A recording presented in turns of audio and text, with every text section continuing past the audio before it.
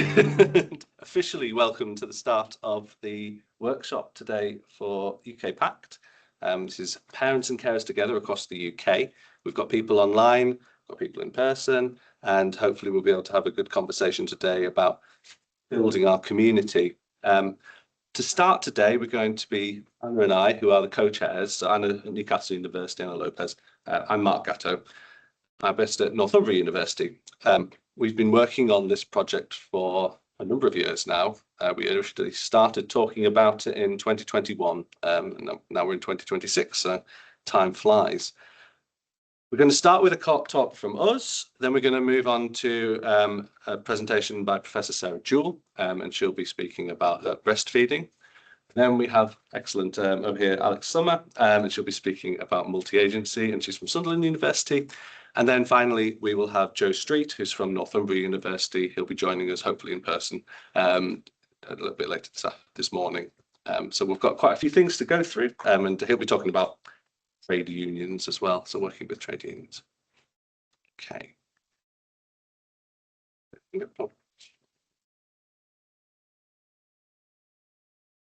So to start off with, Anna and I are going to talk about a paper we've been developing for a little while now. We've got it under review, and we're hoping that this is something we can publish quite soon. And we've been trying to understand how parents and carers networks interact with the employment relationship. And when we say employment relationship, we are thinking about trade unions, management, policies and culture, and how that interacts to have influence or power within an organisation.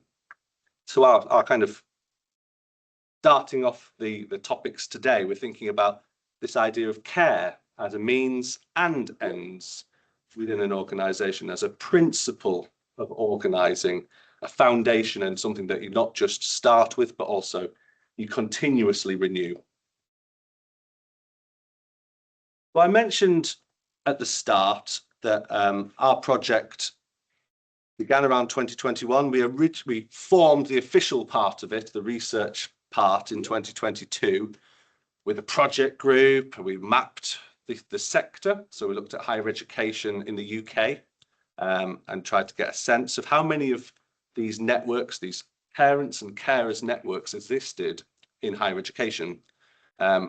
We had a pretty good response at that time. I think we got in the region of 42, 44, and that's crept up to around 50 in recent years and sort of hovered around that number for a while. So that's of 116 to 20 higher education institutes. So a good representation. So we did some surveys to try and understand better, and then we did some more in-depth interviews over 2023, and then we were analysing that.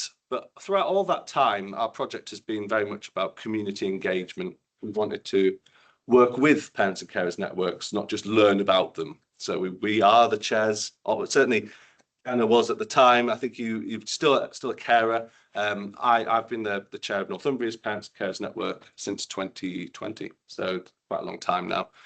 So we've lived that as well as researched it. It's part of our method.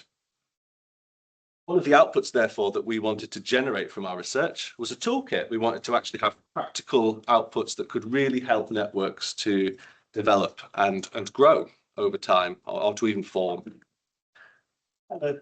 And since we started searching and being part of the research, we then had the wonderful opportunity to become leaders of this national organisation, this collective of networks across the UK. Would always want to thank Maria Sajid and Ellen McManus-Fry, who originally set up the collective of networks in the UK.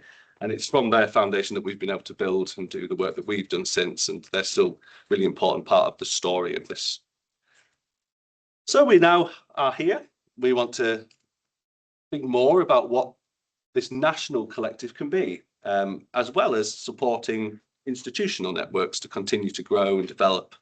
And so that's what we want to do today. But what we're going to talk about first, and Anna and I will just present on this first, is this idea of parents and carers networks as what we're terming, or what is actually a term within the literature, new labour actors. The new labour actors being participants or engaged actors within the employment relationship. So as I said before, we think about that as management, trade unions, which are typically in opposition, sometimes antagonistic, and then also typically the state. So we have statutory laws and the norms of organisational relationships. And that was the typical triad for many years. But in more recent times, we've seen a shift towards other actors, and we're sort of suggesting that new Labour actor for us is also Parents and Carers Network. So we were interested in the influence they might have in an organisation, the benchmark or the threshold at which you might call it a new Labour actor. And then we wanted to further get into the idea of, well, how do they organise? And what were their end goals? What did they want to achieve? So the means and the ends. So getting into this idea of new Labour actors, so we're not a trade union, we're something different. One of the principal ideas that comes from the literature on this type of organising is this idea of social identity. So you might be familiar with trade unions being representative of class or the workers, whereas the type of organisation we're talking about takes this social identity. So for this, for parents and carers, it is that idea of unpaid care, care in the domestic sphere. For other networks, it might be ideas of LGBTQ or disability, or as we were mentioning earlier, the kind of debated term BAME, or race and ethnicity. All different social identities can be used as a form of social identity and a basis for organising. One of the questions that comes up with new Labour organising and actors is the influence they have. What are they influencing? What is agreed upon as an acceptable level of influence? Is it that you change a policy? Is it that you have influence on culture? How many sites are you influencing? Who are you influencing? It's a question that is debated. Hence, we wanted to investigate that and have an argument for what type of influence parents and carers have. One of the dimensions of new Labour actors is the landscape of the historic employment relationship. So we're talking about the role of unions within organisations having shifted over time. There have been laws in the UK in particular that have restricted the organising capacity of trade unions, leaving a space open for other forms of collective organisation within an organisation, and also externally as well. And so, as well as the inside the organisation acting, we also have types of organisation that have emerged in the state level. So these are sometimes called civil society organisations. And in the sphere of parents and carers, you may be familiar with groups like Pregnant Then Screwed, the Fatherhood Institute, Maternity Action. These are groups that have emerged at state level that are acting and influencing policy. So they are state level, whereas we are thinking about within an organisation. The other dimension that we wanted just to highlight, and this is quite recent theorising, is this idea of insider change agents. And the theory within this strand of research is particularly focused on individuals who emerge within organisations and develop a level of influence, typically taking influence from this idea of social identity and catalysing change within an organisation. So they might start the process of organising, but it focused on the individual. So we wanted to think about the collective people. So the way we've thought about this is this idea of means, so the how, ends, so what is the outcome of it, and the people, there is something about the people themselves, the collective of the people, that is really important to this form of organising. So this draws on some founding research by Bellemare in 2000, and that research looked at It was the bus company in Canada and the service users as a type of new labour actor. They have influence on the way that the bus service was delivered and planned in that context, different to what was previously done. So Bellemare outlined the idea of the instrumental, so that the methods used, and the outcome, the goals, so that's the means and the ends. And then we have that people dimension, which comes from, I'm going to do a terrible job of pronouncing this now, Houcher, Houcher, yeah, in 2024. And they emphasised, for them it was person, so we're thinking about people, collective rather than individual, and what the attributes are of those collectives that brings out possibilities of organising. But then if we think about applying this to parents and carers, this social identity, it oscillates around concepts of gender. Who does the caring? Who are the carers? Who do we assume are the carers? How do organisations reproduce that idea of care and the split between genders? We wanted to particularly emphasise this concept of unpaid care work, which is very commonly used in feminist literature as well, really recognising unpaid versus paid. Societally, we undervalue care quite dramatically. Then we like to think about, within that gendered construct, what are the social outcomes that exist already? So you may be familiar with the term the motherhood penalty, and that is typically understood based on ideas of pay penalty when we become a mother, but also career progression, which is similarly associated, but experiences of mistreatment as well, or discrimination in the workplace. On the male side, for fathers, you also have this idea of fatherhood forfeit, the stigma associated with fathers who want to be involved, who might want to access flexible working, that kind of open identity as a father at work.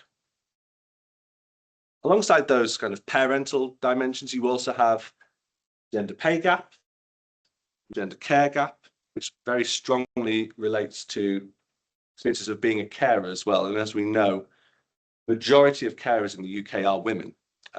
Still is the case, I think, in the region of 2/3 to 3/4 of carers are identified as women in the UK. So that generates a gap in who is doing the care, and the impact of that tends to be upon pay. So with all of that brought together, that lived experience of care, we want to think about care-focused organising. What does that look like, and what does that mean? Drawn on theory to do this, and we thought about an ethics of care, which is based on Toronto and also prior to Toronto, Gilligan's work.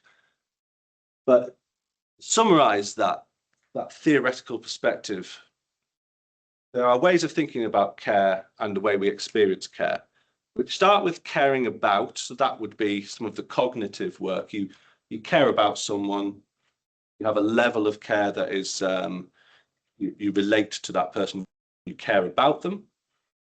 Whereas when you have caring for, which is kind of, if you think about this as a sliding scale of the extent of care and the involvement of care, caring for might also involve organising some of their care. Perhaps in modern day, you might do their shopping online. You might be checking in with them on the phone.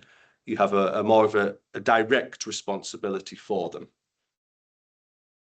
Moving beyond caring for, we move into caregiver, which often is much more intense, much more embodied experience of care.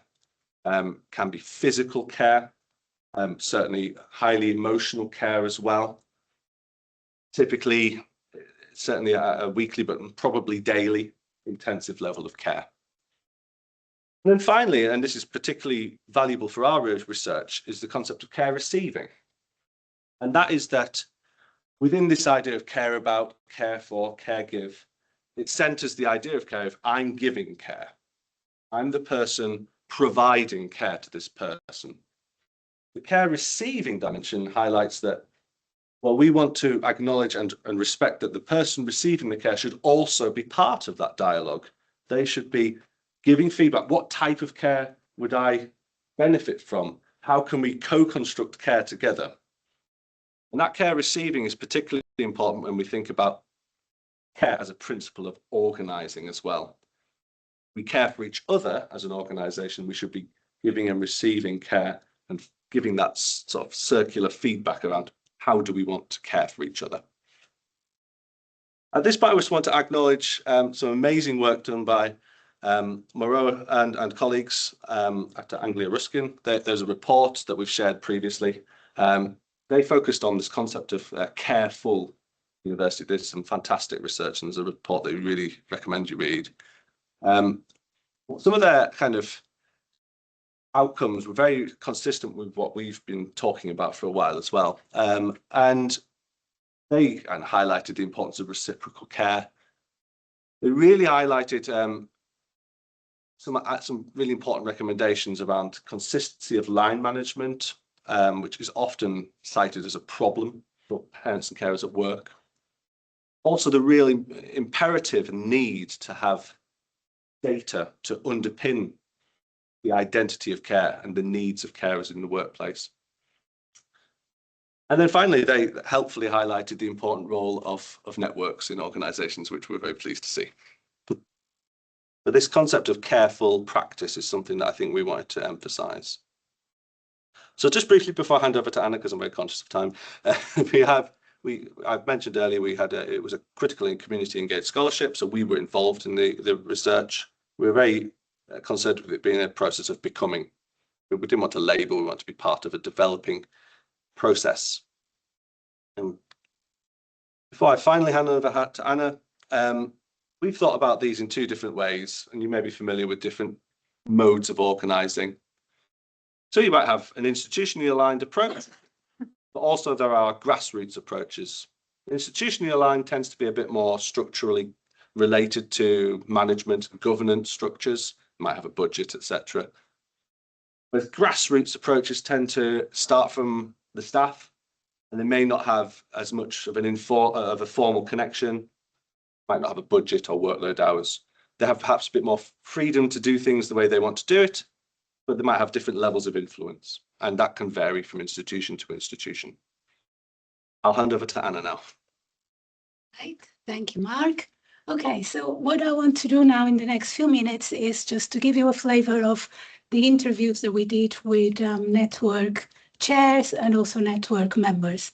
So we have these three big themes of people, means, and ends or goals.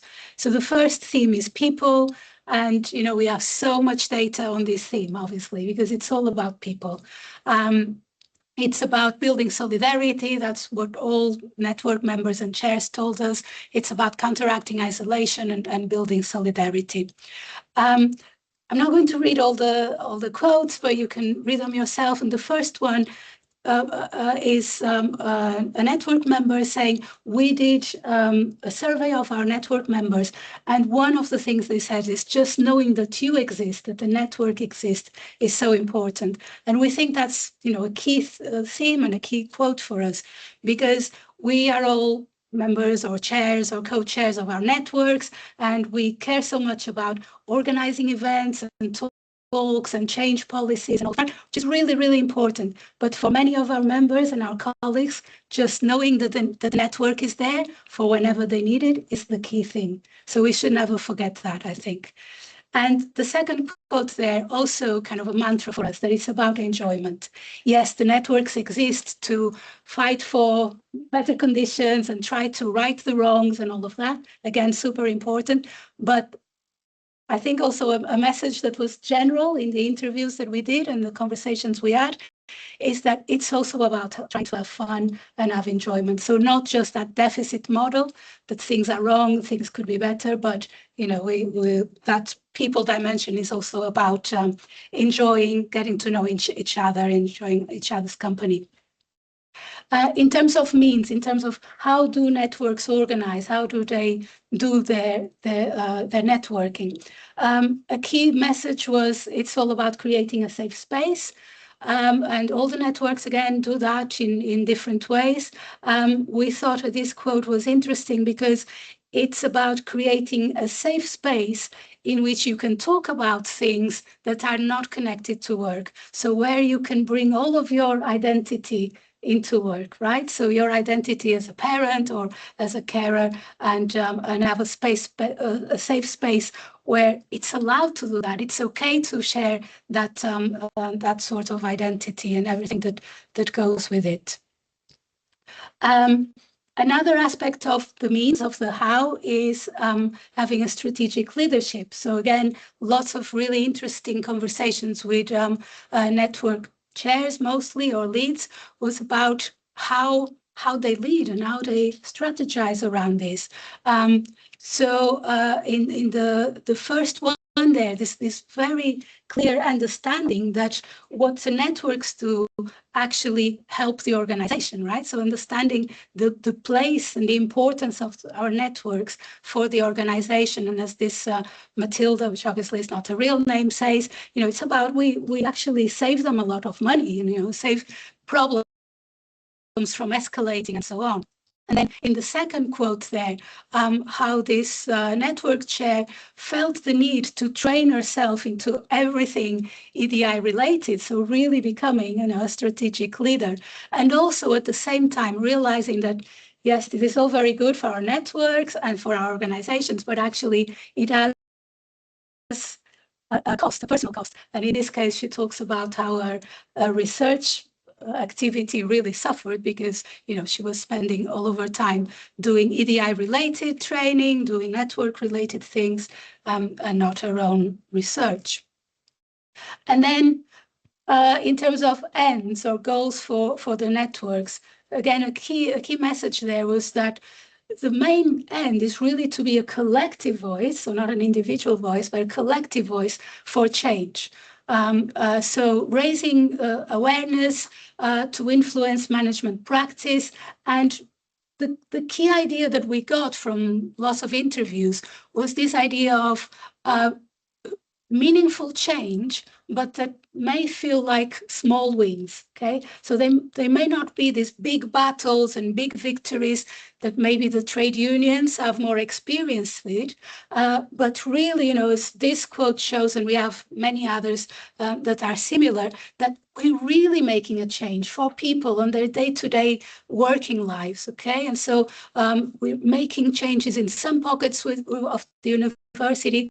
We're making people's lives a little bit easier because we were able to reach the managers and increase their understanding and so on. So, again, this chimes with some of the theory we looked at, but it's this idea of real wins, but, there may be a configuration and a sequence of small wins that really make a difference. And then what we take from a lot of our interviews and our conversations is that actually it is interesting and perhaps useful to look at the means and the ends, okay? How the networks do their thing and what are their ends. But actually what we found was that this idea of careful is both a means and an end. Okay, what we want is to create this careful space, this careful university. How we do it? By practicing it, by bringing this careful ethos into everything we do. And I think, from what networks, it's a common thing. It's what all networks are doing. And finally, again, going back to the idea of power and influence, yes, it's real, and long quote, but Matilda here really realizes the power and influence that the networks have in the workplace, on their members, and also the power that she has as a co-chair of our network. So kind of wrapping up and conclusion. So we do have these news stories that are based on enacting change, but it's care with our members, which really goes along theory that Max explained, Toronto's theory of ethics of care. What I've just said about the means and the ends being blurred in a way. So we organize to build a caring community, and that caring community is both our foundation, our goal, but also the way we practice, the way we do things.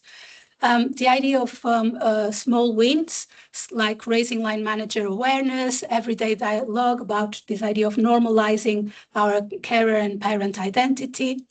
And so what we see is a new labor actor that somehow is working in between the employees, the colleagues, management, and the trade unions. And it's, you know, it's not a trade union, but we had one of our interviewees saying, we feel like an informal trade union, but it's somewhere there in between.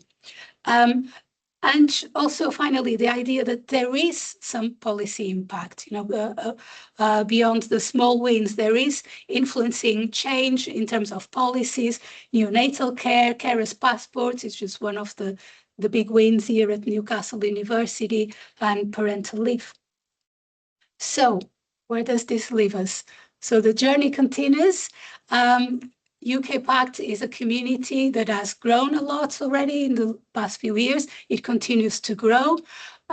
We have a website. There was, I think, a good development in terms of being a space where resources can be accessed and stored. And I think we've done a good development in terms of parents, mothers and fathers, and we have a good leaderboard so everyone can see where their universities are in comparison to other universities. And our next task is to do the same for carers.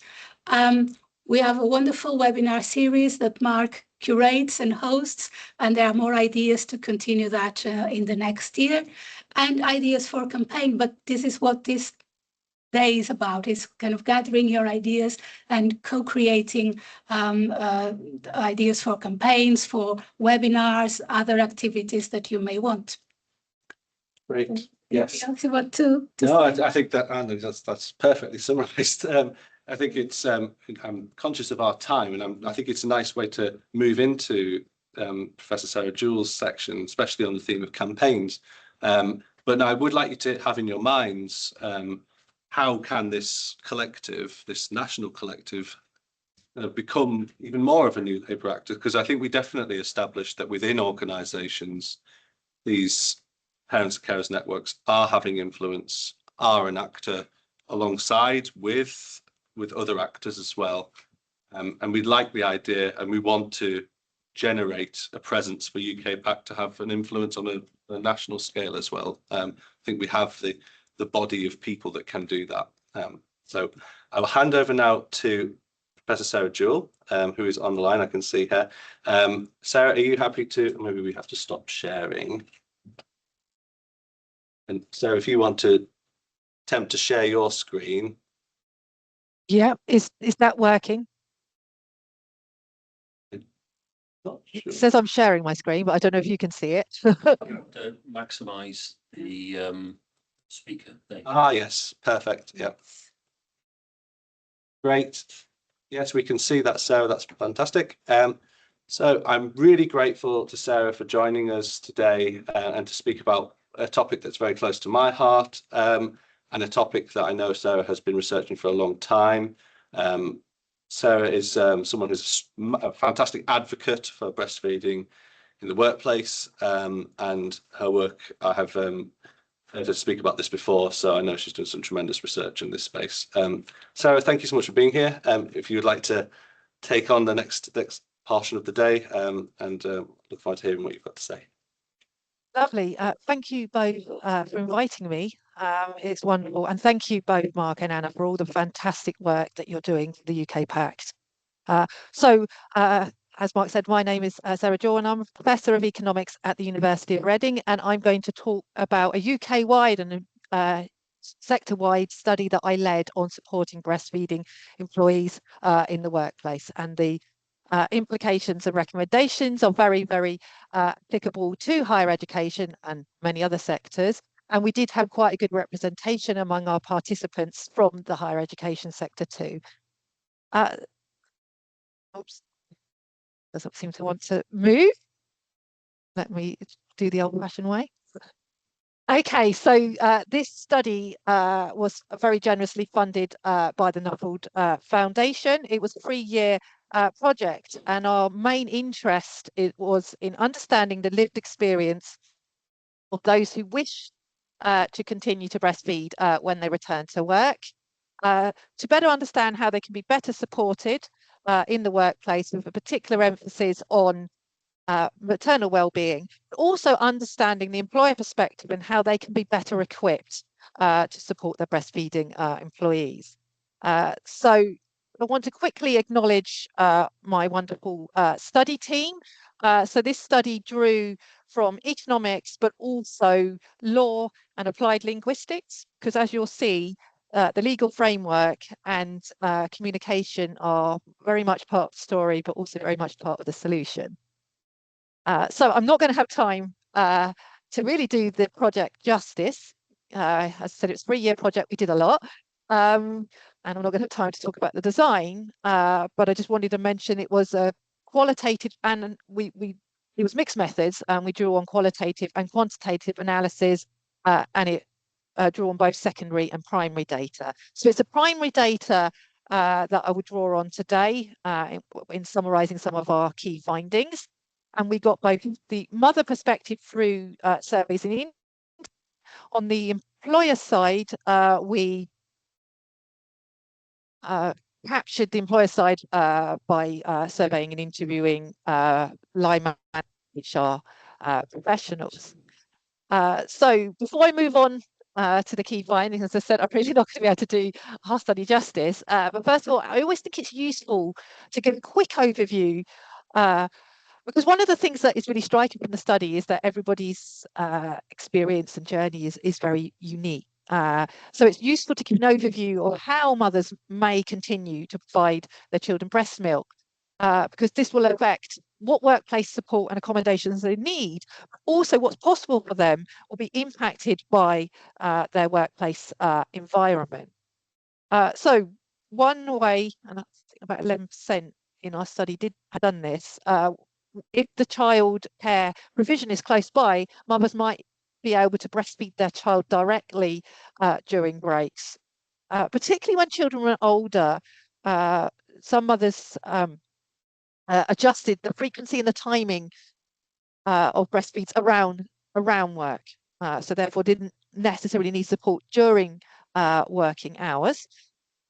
But this does have knock-on impacts, so it's worth mentioning that typically when changing the frequency of breastfeeds, children might make up later on when they're reunited, particularly overnight feeds. So often this is something that goes, I guess it's sort of an invisible element, and can bring, particularly a lot of fatigue.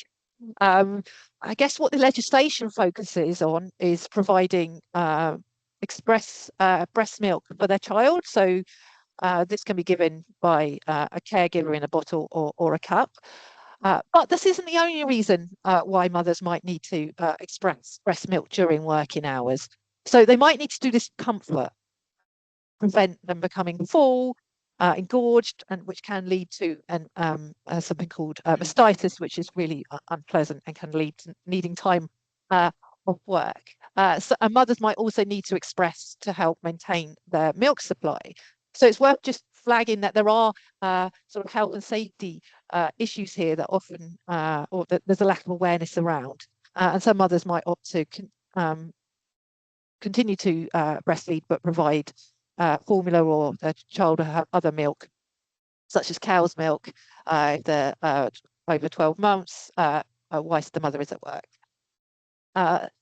So just moving on to, I guess, the current legal obligations in the UK for employers, which I would say are fairly limited.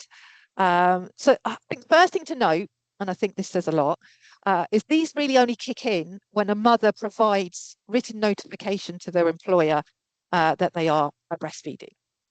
Once this has taken place, the Health and Safety Executive, HSE, require the employer to provide the mother a risk assessment. So this should be separate or continuation of any existing risk assessment. Unfortunately, among those in our survey, among those who provided that written notification, only 31% said they actually had an individual risk assessment. So clearly, this is not working. The other requirement that employees have is they must provide breastfeeding employees somewhere to rest. Pretty vague. But they do go on to say that this place, and then now this is should. So these are now only recommendations, not legal requirements. So this should include somewhere to lie down. They state that this should be hygienic and private should the mother wish to express. And they state that toilets are not appropriate place. But somewhat shockingly, just over a quarter of those in our survey who had expressed milk at their workplace had done so in the toilets. So clearly, again, this is not working. And also, there should be a place to store breast milk, such as a fridge, should the mother wish to express milk. I'll come back to the fridge because this is a key source of anxiety. It's worth mentioning that despite the International Labour Organisation strongly recommending that mothers should be entitled to breastfeeding breaks, there is no mention, there's no entitlement to breastfeeding breaks. And I'll come back to the issue around time and flexibility in findings. It's worth flagging that there is a little bit of protection under the Equality Act, but this is difficult to navigate, which is reflected, in that there is actually very limited case law in this area. And as I mentioned, particularly among mothers who had, in our study, who had positive experiences, being able to work flexibly or where possible working from home were key elements to this positive experience. So the right to request flexible working may play a role, but of course it's a right to request, not a right to receive. So moving on to our, again, I said I'm not going to be able to do this justice, onto our key findings. Actually, I think this quote from our study sort of sums things up. So we did see some negative attitudes in our HR and our line manager surveys, but these were actually in the minority. So whilst so it wasn't that employers were unsupportive, they just did not know what to do. And this is reflected in 50% in our HR survey, or only 50% in our HR survey were clear about what was needed to support breastfeeding employees. So it will come as no surprise, therefore, that there is a lack of initiation from the employer side, a lack of policy process. And in our HR survey, only 23% said that their organisation had a breastfeeding policy, whether that was part of a maternity policy or a standalone policy. So what this lack of process does is it pushes the burden onto the mother in particular. So this quote here sort of sums up that the onus is on the mother. So they have to find out what their rights are, what's available to them in their organisation. And it's really up to the mother. And this is what we saw, even among the positive experience, very striking, that was positive because they'd really pushed for what they needed. They were the ones who made it work. Time, which is particularly already, returning to work is stressful. And likewise, it also pushes the burden on the line manager to sort of put things into place to help make this work. Okay, so moving on to some sort of, and again, I mentioned that experiences was very unique to the individual, but actually there was a lot of common challenges that were coming out of our research. So I've already talked about, the lack of suitable facilities. We heard stories of people going to their cars to expressing in cupboards. But even when there were good sort of a breastfeeding room, there was often a lack of sort of execution. So, and again, we can think about higher education campus, or I saw this also in the NHS. So large organisations where they might have a breastfeeding room, they're few and far between. And particularly someone in interviews, they said there was a room, but it was a 15-minute walk, so it was quicker for me to go and express in my car. So again, there's a lack of consideration around the logistics. As I mentioned, the fridge, the storage was a key source of anxiety. So there was particular concern around the temperature of the fridge, particularly if they're storing in a communal fridge, constant opening of the fridge, but also a concern about or feeling uncomfortable storing their express breast milk with their colleagues' lunch, or worrying about what their colleagues might think.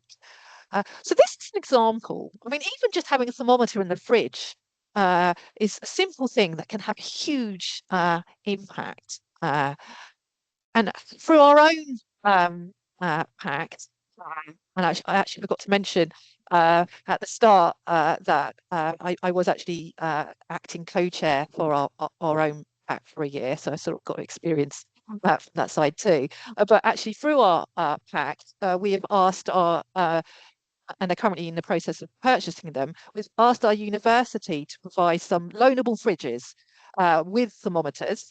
So the idea is that, so this alleviates a lot of the anxiety and the concerns. They're not hugely expensive, but obviously they can be used for the next person that needs to express and store their milk. And I'll introduce you to our resources at the end that we've developed, both for mothers and employers, really stemming from what we found and drawing on that lived experience and the perspective, both the mother and the employer perspective. Okay, so I've spoken about lack of risk assessments. I want to spend a little bit of time just talking about the problems around time and flexibility. So even when there are facilities, provisions, a lot spoke about, because we know that there's no legal entitlement to breaks. So fundamentally what this does is it doesn't normalise this. So often mothers would say that they just did not have the time to be able to, or in their day, you know, we in higher education, people are often very much overworked. So they found it very difficult to find the time to express. And in particular, quite commonly, they were asked to use their existing breaks. And I think this quote really sums up the problem. Because, you know, they're using these breaks, they've got to eat, they've got to make sure they're well hydrated. This is important in general, but particularly important when you're breastfeeding. But also expressing, you need, in order to, you know, maximize the amount of milk you're able to express, you need to be in a relaxed, comfortable environment. If it's all rushed, this is all going to make it more difficult. Things that people mentioned one was around isolation. So being asked to use their existing breaks meant that they didn't have time to interact with their colleagues, but also some mothers mentioned that had been given breaks, so they actually felt guilty about taking these breaks. They worried what their colleagues thought. And again, I think this goes back to the fact that such, you know, sort of, I mean, accommodating breastfeeding in general is not normalised, but you know, breaks are not normalised. So I've spoken about the importance of communication and information. But just interestingly, when we asked mothers in the interviews, you know, what would they have liked? The most common response was actually, I wanted a conversation that was initiated by my employer. I didn't have to go and ask. That simply, how can we help? What do you need? And we've, as I mentioned, when I show you our resources, we actually spend a lot, both on the mother and the employer side, sort of developing resources around communication, because it's often still very taboo. It can be a subject that's very difficult to raise on either side, the mother or by employers. Now, on the employer side, there were some practical challenges, particularly among small organisations, such as lack of space, sometimes the nature of the job, and obviously we're thinking about higher education, timetabling constraints, or when you're in a student or a customer or client facing role, you know, having breaks when needed, flexibility can be a bit more difficult. And we've actually drawn on some solutions in our resources that actually stem from the study. Actually, HR professionals, actually a third of them actually mentioned that they felt that a lack of awareness and guidance of the legal obligations, which in themselves are relatively few, they felt were a barrier. And I've talked about the lack of information and guidance for line managers. Okay, so moving on to the impact, and again, I don't have time to do this justice, but I just wanted to mention that there are impacts both physically, and again, as I said, there is a key health and safety element to this that I think often is or there's a lack of awareness. But also just the fatigue is not just from the reverse cycling I spoke about when, you know, children might make up breastfeeds during the night, but also for mothers, a lot of them spoke to us about how they didn't want to express. They found it a chore. Obviously, they were pleased that they could still give their child breast milk when they were separated. Actually, they felt like they were doubling up on the work. So actually, this balancing led to a lot of fatigue and tiredness. And also there was a lot of emotional element to this. You know, some others spoke about how they were worrying about this, you know, 2 months before they returned to work. And whilst employers are not going to be able to remove all of, you know, solve everything, having a supportive workplace and, you know, having clear information can make a big difference in reducing anxiety and making the experience much more positive. So I just want to finish with a little bit on our key recommendations, and then I will give you a quick show of our resources. So my lovely local MP did write to the government on my behalf. Unfortunately, we got an incredibly disappointing response, basically saying, well, we're doing everything that we need to do. They also sent me a link. They said, oh, look, we've already got this ACAS guidance, which is no longer there. So they sent me a link, basically redirected me to somewhere else. So I think that really sums up a lot.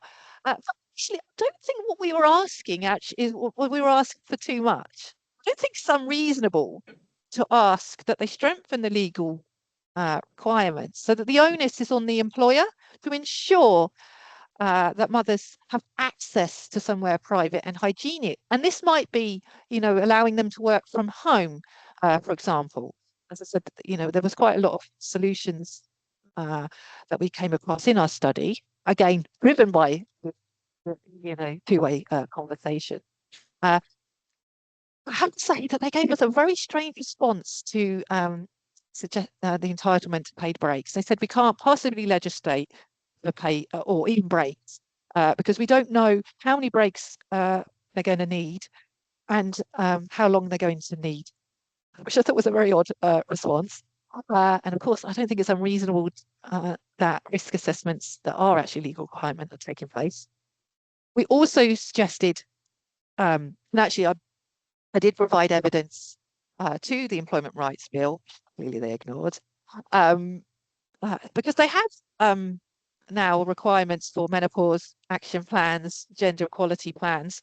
So I don't think it's unreasonable to ask employers to consider breastfeeding as well, even if it's just knowing what they do if a breastfeeding or a mother came, wrote to them and said that they were breastfeeding, because we saw there was a lot of scrambling around last minute trying to make things work.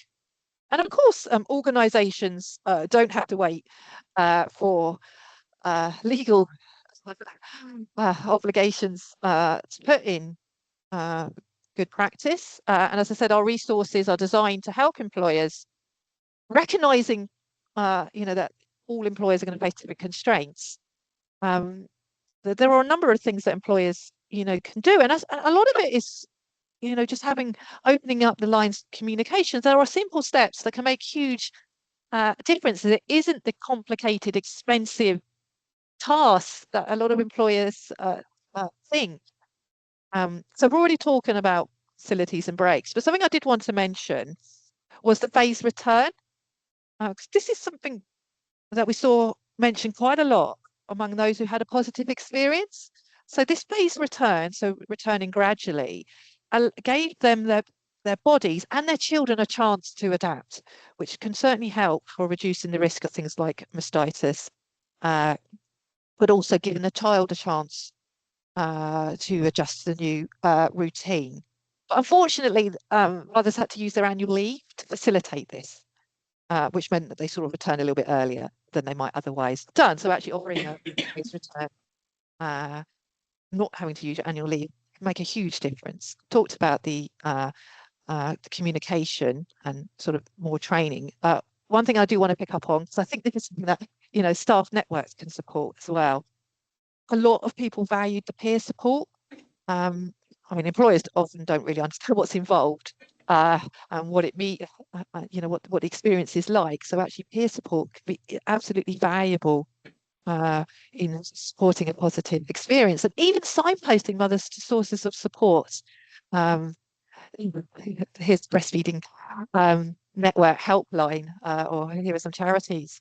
You know, it's very much valued by mothers, and this is a very small set. I haven't mentioned the link with parental leave, but that is also part of the story, because actually allowing, and again, it's not saying that mothers should have enough, you know, because some employers would say, I don't think people should return until they've finished breastfeeding. So the parental leave story is more about giving the choice, so that mothers are not feeling they have to return just because of financial. It's giving them a choice that they can return, and alongside having the workplace support.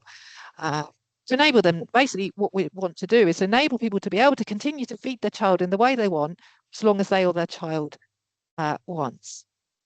Okay, so I just want to finish by, I know I've gone over slightly, with showing you our resource website. And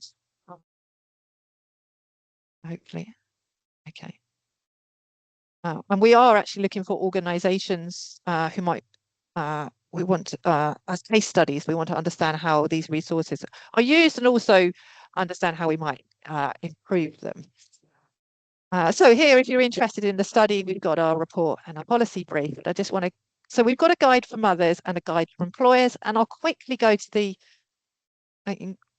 employer so you can see how we've done this. So we've got a, you can download it as a single guide, but we've set this up as a series of guides, and there's more guides on the mother side than the employer side, to really support organisations that in supporting their breastfeeding employees. So we've got a couple of guides on awareness raising, but we've got things around, you know, what an example breastfeeding policy might look like, you know, some solutions to common workplace challenges, how they can help. You know, our linguist Sylvia has written a beautiful communication pathway to really help with those inclusive and open conversations. You know, what might you include in a risk assessment? Because actually the health and safety executive is really doing a good job on this side of things. So I will just pop back and I will stop sharing so I can come back to the main room. Thank you very much for listening. That was brilliant, Sarah. Thank you so much. I'm going to. Your resources as well look tremendous. I'm going to be properly reviewing this. I know I've communicated about that before, but really do look smashing. Really great work. I would like to open up to the room if there are any questions, and online as well for Sarah. Yes, straight away. Hi, Sarah. Thank you. Hi. Excellent work. I was just wondering, when you were interacting, did you try and put across the impact from a business perspective in terms of the loss of goodwill, the loss of work hours? Was that an approach that you took to try and drive the change?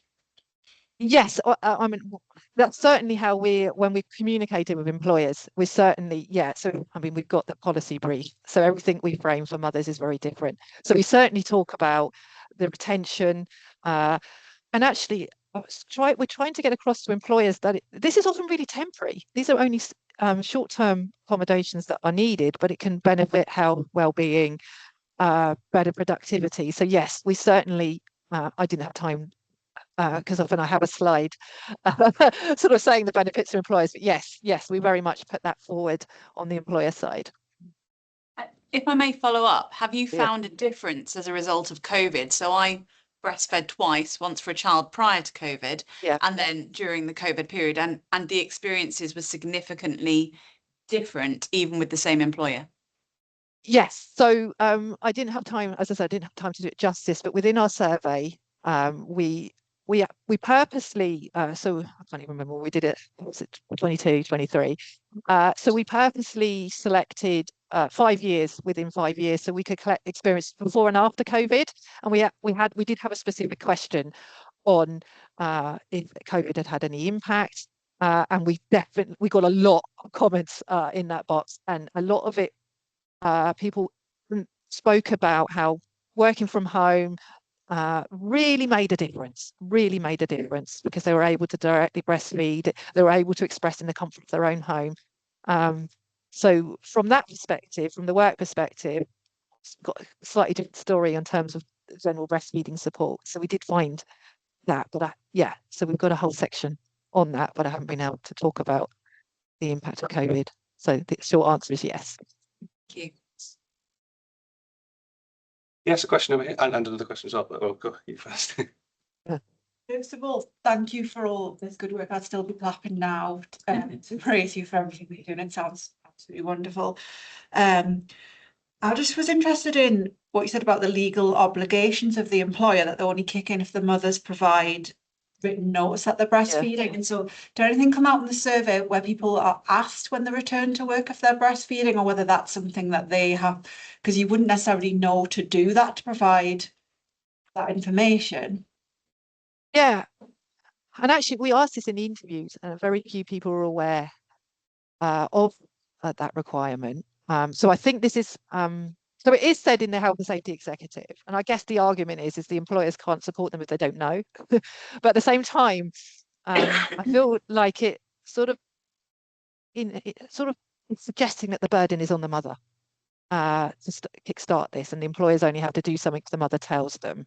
But yes, I think there's a complete lack of awareness from the mother side that legally that's what they have to do, and very few had said that their employer had ever asked.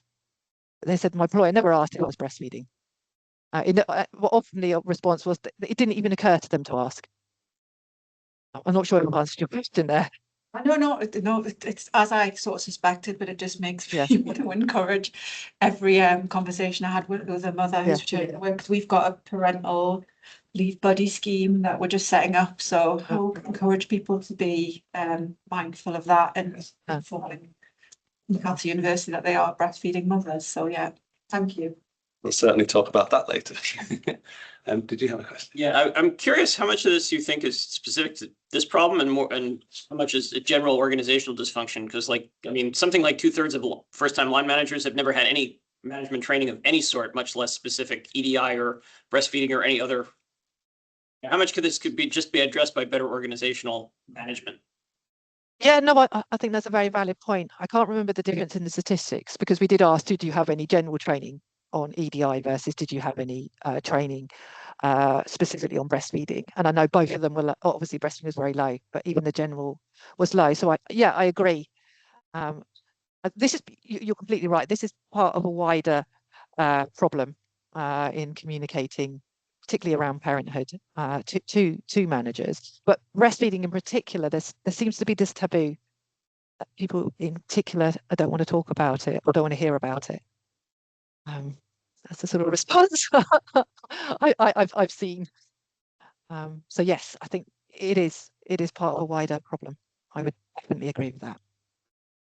Sarah, I wanted to very quickly, before you go, ask you a question just about, you mentioned the health and safety dimension, and I wondered if any of your participants had pursued health and safety from a legal perspective, if they had any success in using that lens to redress problems in the organisation. Yeah, so the short answer is no, because I think there's with the lack of complete awareness, because the health and safety executive, when they state the common risks, they talk about chemicals, but they never mention things like mastitis, engorgement, milk supply. So I think it's very difficult to navigate. It's incredibly, and most of the case law is around not having the facilities more than the knock-on effects. I mean, we heard horror stories about people getting mastitis, even abscesses and things, as a result of not being able to breastfeed, express when they needed. So I guess the short answer is no, we didn't hear that. But I think health and safety is something that, as I said, the lack of awareness is often ignored, I feel. Yeah. I'm conscious of your time now, Sarah. Yeah. I'm really incredibly grateful for your talk, and it's really stimulated some ideas, I think, in the room, and I think beyond that. So just thank you so much, and obviously you're very, very welcome to stay. But I know you had something to get to, but you're certainly welcome to join us later online. And please do that. And that's from 1 o'clock, isn't it? Yes, that's correct. Yeah. So I'll come back at 1. Perfect. Yeah. Thank you, Sarah. Okay. We'll see you later. Thank you very much. Yeah. Bye. Thank you. Bye. Great. Okay. Yeah, we're going to have Alex Summer speaking to us now from Sunderland. So please keep those ideas in your mind. We wanted to spotlight Sarah at that point because of the theme of campaigning. So that's something to keep thinking about. But now we're going to hand over to Alex Summer from Sunderland University. Is it quite recently become involved in the Carers Network? I know you've always been invested in that, but well, I'm using my own material here, but February 2024. Yeah, okay, so yeah, quite a while now, but yeah, certainly, yeah, it's part of your story, and we really wanted to spotlight carers and also your expertise in that field as well. So really grateful to you being here and looking forward to hearing your talk as well. Thank you very much. Get you loaded up on the slide. Do I have the power to click? Yes, I think so. Although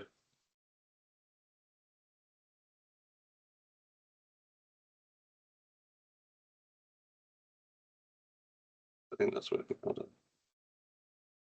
Yeah, it's working. Thank you. So morning, everyone. As Mark said, my name's Alex Summer. I'm a senior lecturer in social work at the University of Sunderland. I've worked at Sunderland for a long time, and more recently, since about February 2024, became the chair of our staff carers network. Got somebody else involved more recently. So we have co-chairs, and we have a number of staff networks at the university, and we tend to have 2 chairs, bringing different perspectives, sharing the load. So Mark very kindly asked me if I would come and do a talk. Thank you very much for that, for the opportunity. I've written myself some notes just to keep myself on track, because who knows where we'll end up if I don't. And I have a limited amount of time, so my students will testify to the fact I like tangents. So I will try not to bury myself in my notes, but equally I will try and pay attention to them to cover the bits that I want to. So the majority of my experience working with carers, I am involved in the Staff Carers Network more recently, but I have more of a kind of professional background as a social worker, working with carers and leading a multi-agency carers strategy, and in terms of EDI as an equalities coordinator. So I'm going to talk a little bit about that, but also how some of those kind of earlier experiences have kind of translated into my work with the Carers Network. Could have been seamless. So before I came to work at the University of Sunderland, which was back in 2009, I had different roles that involved working with carers. So I worked as a multi-agency carers strategy lead for a local authority. I worked as an equalities coordinator, and I worked as a social worker on a specialist team supporting adult carers of adults. Not all at once, one after the other, more recently as the multi-agency strategy lead. So within that, multi-agency working was a big part of it, working with the NHS, working with the voluntary sector to develop services and support to informal carers or unpaid carers across that local authority area. As an equalities coordinator for a council, I worked across the council with all council services. So not specifically about carers, or about kind of general EDI, policy guidance, impact assessments. And then the beginning of kind of those roles was as a social worker on a specialist team. So working with adult carers, supporting adults from all service user groups. So carers of people with substance misuse difficulties, mental health, physical disabilities, learning disabilities, so across the board, but specifically supporting the carers. So that was lots of carer work in my kind of professional background as a social worker, and particularly at strategic level as a strategy lead. So when I came to the university, I was as a social work lecturer and then senior lecturer, and I got involved with our staff carers network when I was asked to come and do a talk to the network around carers law.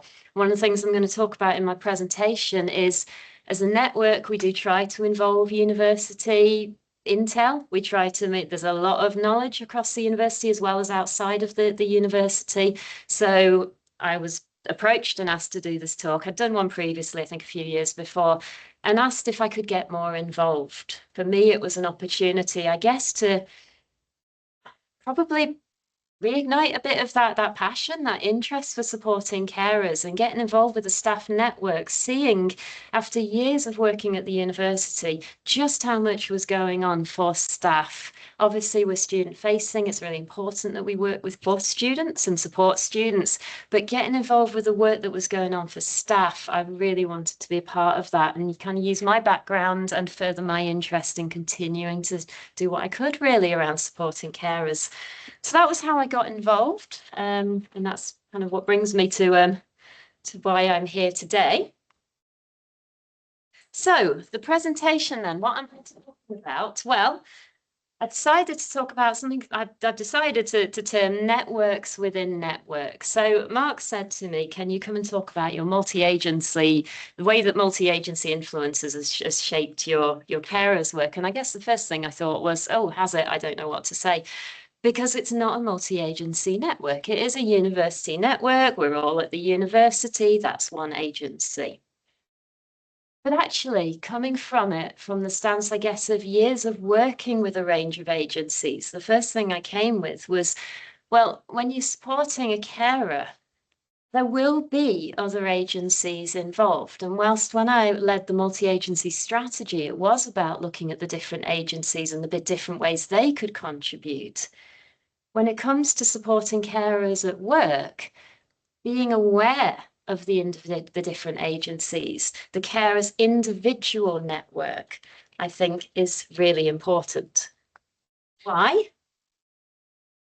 Well, what I thought is, okay, let's kind of package it up as understanding how carers may interact with a range of agencies and how recognition and appreciation of these individual networks may influence supporting carers at work and the role of a carers network. That is an incredibly long sentence. Essentially, networks within networks. So for me to try and think, well, how am I going to approach this presentation? I thought, well, I'm going to try and write it down. I'm going to try and think about how all this might work. If somebody is in a caring role, and I know this from my previous experience, and I'm sure that you will be well aware as well, they may well be involved with a variety of agencies and will interact with those agencies, likely, many of them, for being a carer. So it might be a carer support agency, it might be something to do with a cared for person, a health service, a voluntary sector, it might be a school, but very much about being a carer. And I think the interactions that we have in terms of carers and workplaces, quite different, can be quite different, because that way of interacting, somebody might be in a workplace because it's a workplace that works well for the fact that they are a carer, but they are not in that workplace to be a carer. So in order to support them holistically as a university or as a workplace, we can't really, in my mind, just focus on the bit about supporting them to be a carer at work, because it's not really about that. It's about recognizing that a carer is bringing with them an individual network of a variety of agencies. And in order to maintain the equilibrium of those agencies, in order to keep that system as it should be, I feel that we need to take account of the different ways that carers might be interacting with agencies, the different demands that they might be experiencing in their life. So whilst being at work, being a carer might not actually characterize the way that they're doing their job.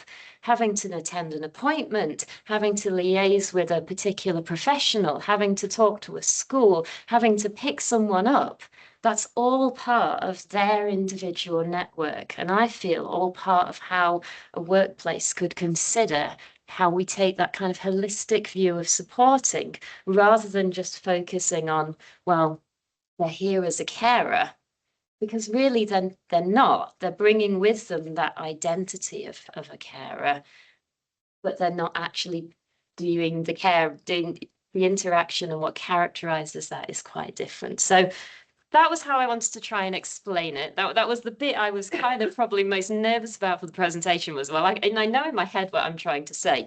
Am I getting this across? So I drew myself a little diagram. I then decided that I would use some actual graphics rather than just my piece of paper to try and illustrate this idea of, you've got a working carer in this system, in this circle, and they're involved with a number of agencies, including the workplace, including interacting with the workplace. But actually, if we're supporting carers at work, we need to be looking at everything that's going on, not hands-on supporting with everything, because of course these interactions are in a way you're removed from the workplace. But how, as a workplace, can we help to support that carer in the maintenance of that system and the individual interactions that are taking place within it?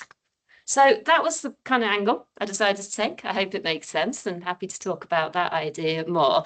So how do we do that? How do we take account of that in the cares? I've already put my notes down and already need to make sure. I knew I wouldn't stick to reading notes. I'm just not used to it. So how do we do it as a carers network? How do we take account of all the agencies? Because we're not a multi-agency network. I mean, I think there is potential to explore, could we be? Could we involve other agencies in our carers network? Could we get a local carers centre, for example, on board, involved in that system? However, where we are at the moment, we are a university network. So how do we take that multi-agency awareness into that context? So I've tried to kind of break it down into some different areas. So first of all, well, it could be about sharing knowledge. So for example, within network meetings, lots of discussions, lots of informal interaction. Somebody mentions something that they're struggling with, and oh, have you heard of such and such service? I know about that. I'll let you know. I'll pass on the information. Does anybody know about where I could get some information about this? Sharing information, really just kind of using that each other's agency to develop links and networks. So discussions, members sharing knowledge about provision and services, and specialist input from colleagues in the university. Yes, about the university, but also about different agent organisations. So for example, it might be somebody coming and talking about particular service that perhaps they work with. So again, that's that spreading out that multi-agency awareness. So we're helping people to understand more about what might be available and what kind of support they might be able to access. We involve guest speakers in our network. So information, signposting, we explore different topics. I've got little asterisks next to that because I'm going to say a little bit more about that one in a minute. We try and think, are they going to be relevant? So although we are in Sunderland, not everybody will live in Sunderland. Not everyone will access services in Sunderland. And I think that can be a real challenge, because we need to make sure that our sessions are going to be appropriate and are going to be relevant. And it's how you kind of cover all of your bases. We hold our network meetings on Teams. We do have some in-person events, which I'll talk about shortly, but actually that's really handy as well, because then we can be, or I can be looking things up and putting in the kind of equivalent information. So if we have a discussion about, for example, services from a carers centre, then we can kind of be, I can be kind of hurriedly looking up what the equivalent might be in the different areas of the region, just to try and kind of make it a little bit more inclusive. And we do say to speakers as well, bear in mind, not everyone will necessarily live in that area. Can you try and widen it a little bit, even though of course they may also want to talk about their local provision. So thinking about the relevance when it comes to the different topics as well. So how do we understand the individual networks? I don't think we necessarily have to know about all the individual networks, because people might not want to share that level of information, but it's that recognition that people will be coming with their individual networks. Will these sessions be relevant to them? And carers are not one homogenous group. There are many different caring roles. There are many different caring client groups. How do we ensure that our speakers are going to be relevant? And I think what we do is we try and have a bit of a balance. So sometimes specialist sessions, for example, it might be about carers, supporting carers and service users with dementia. Perhaps we've had something around, for example, around learning disability, but then some more kind of generic, broader sessions that would probably be more relevant to a wider number of people, perhaps around lasting power of attorney, carers centres, as I mentioned, but also kind of thinking about the geography around that. But also making sure that it's not all about speakers, making sure that we also have time for members to talk about the things that are important to them, which I've got on my next slide. So I have something I called a suggestion box. I don't know why. I think it just sounded like selection box, and I just kept the name. So people can put on their topic ideas, speakers, themes for meetings, working in social work, having been a social worker, having been worked as multi-agency strategy. I know quite a lot of people. I've got quite a lot of contacts. So even if somebody, oh, I'd really like to know about this, can you have a look into it? What about this is an idea for a meeting? So an opportunity for people to put some suggestions in as well. And recognising that we need to support in different ways, supporting people in different ways, trying to recognise their individuality.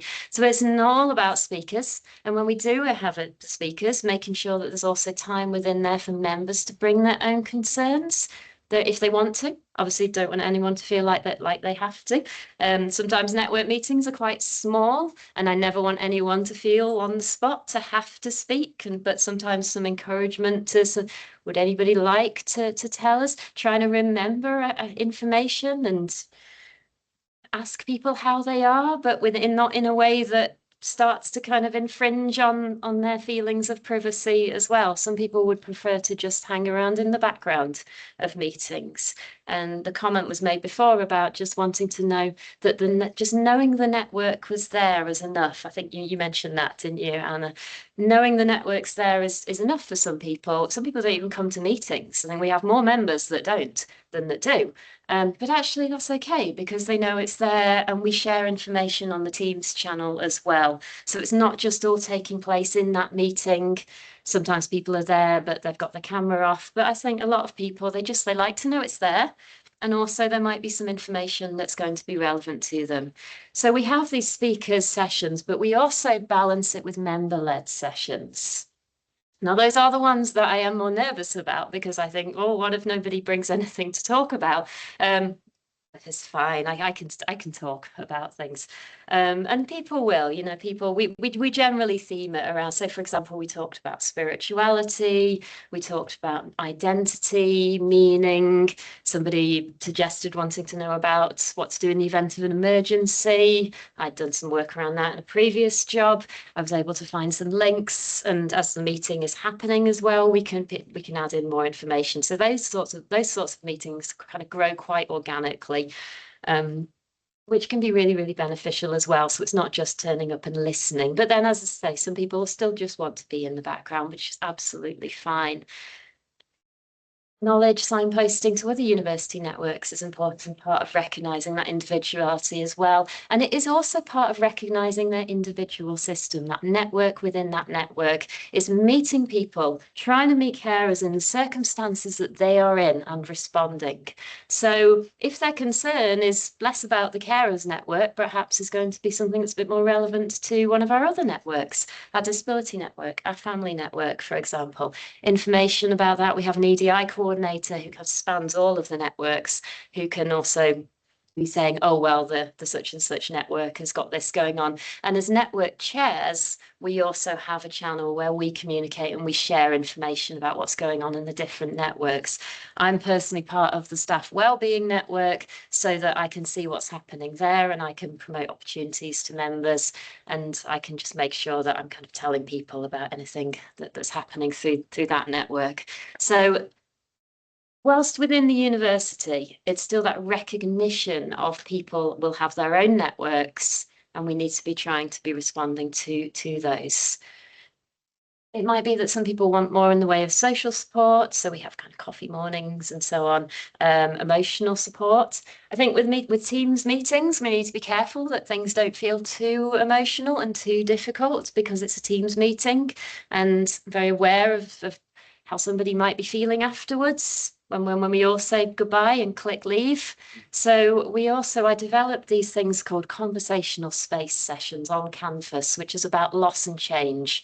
So focused sessions on campus, not so much training sessions. I mean, I teach around kind of loss and change, but more just opportunities, spaces for people who want to talk about more of the more difficult emotions that can come with being in a caring role, but want to do it in a quieter, more in-person space. So we do offer those kinds of sessions as well. So outside the network, we can try and help to raise awareness and recognition of working carers. Whether somebody is in a caring role, they might call themselves a carer or not, we can try and raise awareness of the fact that they might benefit from support. So it was mentioned about caring and carers and their identity earlier, and how carers should feel that they can bring that identity as a carer to work with them. I'm aware of colleagues as well, though, who don't want to do that. They don't want to bring that identity. Maybe that's because they don't feel like they're comfortable to, but maybe they just don't want to. Maybe they want to keep that separate. I know people who don't want to be part of the carers network because they want to be at work, and they want to try and compartmentalise. However, they may still need support, and we can still work on awareness. We can still help people to understand that they may be a carer because they might not realise that. The network can still have a role in supporting people outside of those network meetings. So I think it's really important that it's not just for people sitting in those meetings. It's about how we kind of try and promote awareness and recognition of the needs of carers across the workplace. And just as a quick example in relation to that, people might not want to necessarily call themselves a carer. So when I was in the previous role working on with the multi-agency strategy, we developed an information booklet, and we deliberately didn't call it, "Are you a carer?" We called it something like, "Do you look after someone?" And then inside we put the definition of a carer, because it's important that somebody is able to associate with that definition if it does apply to them, because in terms of requesting flexible working, in terms of the legislation, it can be important that people do in some way recognise that that term might apply to them, but it might not be how they see themselves. And the idea of looking after someone might be more, oh yeah, okay, that's what I do. Is this going to be helpful to me? We promoted it, yes, in the carers centre, but also we thought about, well, where might carers go if they're not involved with the carers centre? So where might they just go? Because they're going there, shops, libraries, and so on. I suggested within the university, what should we need? Could we rename the carers network? But I think it's pretty much it's the term. It's the carers network. But I think helping people to see what's behind that term, because not everybody will want to call themselves a carer, or will want to see themselves as a carer. They might prefer to just see themselves as a parent. They might prefer to see themselves as a husband or a wife, but actually they would still benefit from the support, perhaps, of what the network could offer, or the right to or requesting flexible working. We have really good flexible working policies, but attaching it to the fact that they are a carer might be something that they would need to know about, that kind of thing. So, in the time, one of the things we did then as part of that awareness raising, and I've wandered away a little bit from multi-agency context, but to bring it back was to try and raise awareness of these individual networks that carers might be involved in, and really the juggling, the balancing. So during Carers Week in June 2024, which you might recall the theme was putting carers on the map, we had a little social get together, and we asked carers who attended to write down specifically, well, there were two questions. I did write these down. What invisible jobs do you do that colleagues at work wouldn't know about unless you told them? And what one thing do you wish people knew about being a working carer? So for people who didn't want to have to keep saying over and over again, oh, I'm a carer and this is why I have to leave, or I've got these appointments, just trying to kind of ask people to put some of these ideas down on paper. And what I did was I looked at the themes that were coming out, working with our learning technology team, who were excellent. We developed this infographic. It's small to see, but I can just very quickly read out. We've got, so I want work to be supportive, but it's not always easy to tell people at work how caring is affecting me. I don't always want to tell people I'm a carer. Before I even get to work, my caring role has begun, and when I go home, it's not time off. My work continues. There are always two plates spinning. Trying to manage everything can lead to feelings of guilt and inadequacy. I feel guilty if caring interferes with work, but it's my life. Sometimes I have to let people down, and I hate that. Sometimes I resent work. I live in a constant state of alert. I know I'm at work, but I have to answer my phone. Where I'm able to work more flexibly, this can help. Sometimes I need to physically be there to support the person I care for. I can see the struggle in other people as I see the struggle in myself. The network helps me to feel that I am not alone. And finally, sometimes I need time to look after my own health. I need to remember that I'm only human. So some messages within there about the network, but also about that juggling, about those multi-agency contexts that people were actually trying to manage, and the impact that I need to take this phone call, I need to attend this appointment, doesn't mean that I'm not interested in my job, but please appreciate the fact that I have other things going on here. So we're planning we're planning an event for this year's Carers Week as well, around building carer-friendly communities. So we'll probably also see it as an opportunity to do a little bit more promotion about our infographic, which we also share around the university. So finally, just final thoughts. I was thinking, how am I going to fill the time? And it turned out it wasn't a problem. How can we build caring workplaces then, not just for carers, but I think actually for everyone? So, I mean, Mark, you talked about the idea of ethics of care. I just want to say a few words as well about emotional intelligence, which is about recognizing and understanding our own emotions and the emotions in others, being really empathetic to our colleagues. Because as I say in that final point, we don't always know what colleagues may be dealing with outside work, and we don't necessarily need to know. If somebody doesn't want to say that they're a carer or that they're struggling in other ways, then yeah, there might be limits to how much formally they might be able to be supported. But how do we try and have those interactions influenced by an understanding of qualities such as emotional intelligence and acts of care? And I think that's as to where we need to be. Thank you very much.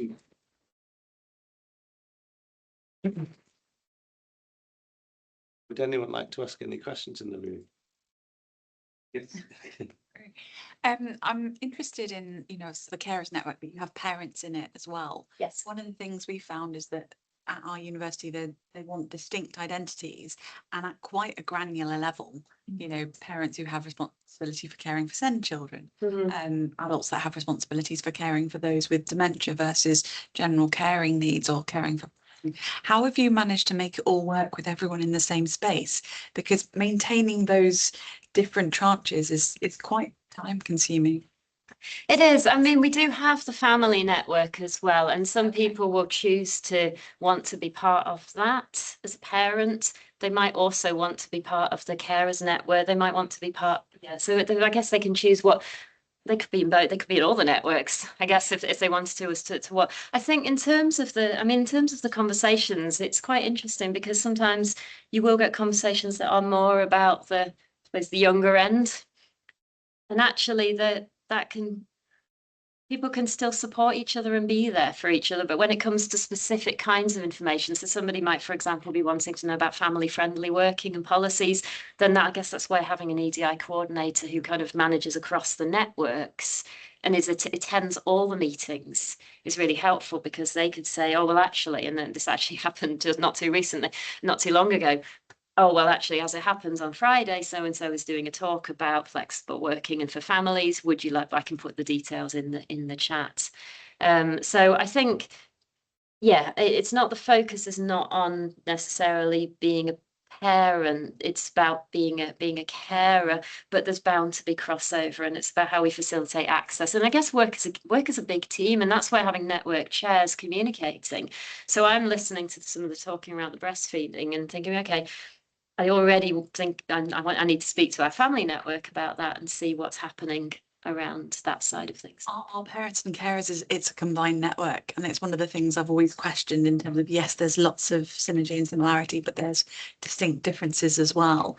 And I chair it. We have co-chairs, so I chair the parent side and I have a lady Right. caring, so that we at least give them the space they need.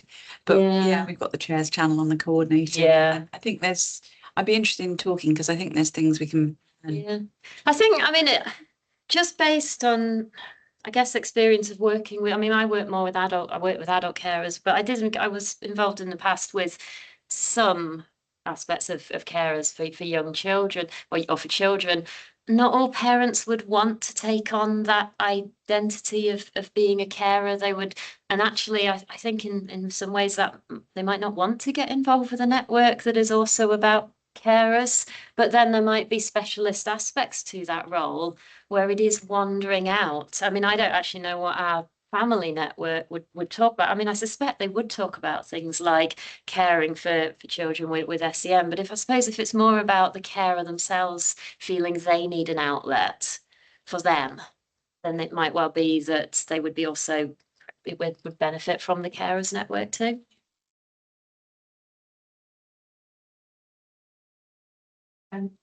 Slightly honing in on a specific thing that you mentioned, I was interested in the conversational space sessions that you mentioned, just how that works. I mean, we do offer things like that in sort of mental health first aid as a training at the university. We've requested one-to-one, and also there's a grief support function where people request one-to-ones.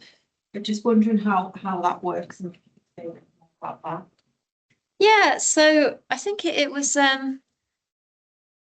based on this idea that when we are in a Teams meeting, I think we do need to be careful about how much we get into talking about the more difficult emotions, just because it can be harder to find that follow-up. And I guess as a social worker, I'm very used to body language, used to being able to be in that space with somebody. I mean, having worked with carers for a number of years, I think that experiences of loss and change, and sometimes grief, can go with that, and it can be very difficult emotions to explore, but important to explore. So it was really just something that I decided. I mean, I teach grief and loss on the social work program. I'm not trained as a grief counsellor or anything like that, and that's why it's very clear it's more about facilitating a space. So we simply just open it up to members and say, well, we've got this date on campus.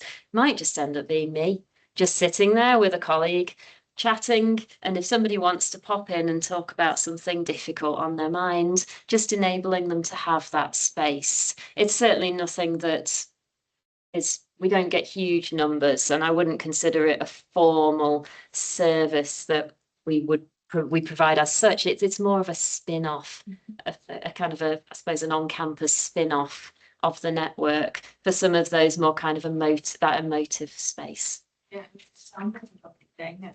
like resource logistics, how you were doing like France? I guess I guess the logistics and I think of a time when I'm on campus and I think, well, what's the harm? I mean, I'm here, I'm working. If somebody wants to come in, even if it's one person and it makes them feel better, that was a good use of time. Yeah, I was latching onto that concept as well. I think it also connects to the idea of just careful practice as well, and people knowing that it existed, even if they didn't go to it, Yeah. they know that it was there. It's part of that whole network approach, and I really like that a lot. It's really lovely. I'm trying to take something from that myself. Well, more than happy to talk about it. And I think, well, maybe because I do have a background as a social worker, it doesn't worry me what people are going to come and talk about. I mean, obviously, if they express something really concerning, then I would be putting them in, I would be going through the relevant channels. But often it's just offering a listening space, and there's no there's no eligibility as to what it should or shouldn't be about, really. I mean, we call it conversational space on loss and change, but I think that's very wide title, really. I think we'll probably have to Jonah. Thank you so much, Alex. That's been I've been a little over, sorry.